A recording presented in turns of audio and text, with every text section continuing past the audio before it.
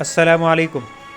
آج کی ہماری ویڈیو تمام سرکاری ملازمین کے لیے انتہائی اہم ہے کہ اس کے اندر ہم جی پی فنڈ کے مارک اپ ریٹ کا تذکرہ کریں گے۔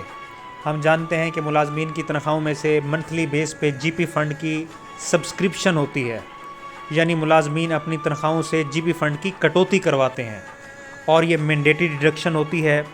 اور جب مالی سال کلوز ہوتا ہے اور مالی سال 30 جون کو ہی کلوز ہونا ہوتا ہے تو اس کے بعد حکومت پاکستان پورے سال کا جو جی پی فنڈ ہوتا ہے اس کے اوپر ایک انٹرسٹ ریٹ یا مارک اپ ریٹ مقرر کرتی ہے۔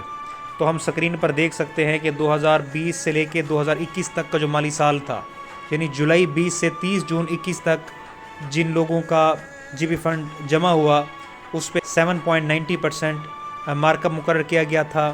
اس کے بعد 2021-22 کے لیے 12.40%، جبکہ اس مالی سال کے لیے جو 30 جون 2023 کو کلوز ہو رہا ہے اس کا مارک اپ ریٹ 14.22% مقرر کیا گیا ہے، جو کہ پچھلے 2 سالوں سے نسبتاً زیادہ ہے۔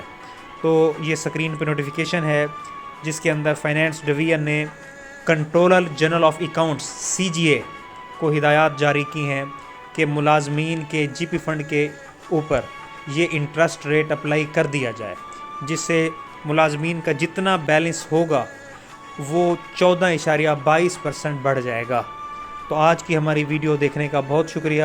ابھی تک جن لوگوں نے ہمارا یوٹیوب چینل سبسکرائب نہیں کیا وہ اس چینل کو سبسکرائب بھی کر لیں تاکہ ہماری آنے والی انفارمیٹیو ویڈیوز ان تک پہنچتی رہیں۔ تھینکس۔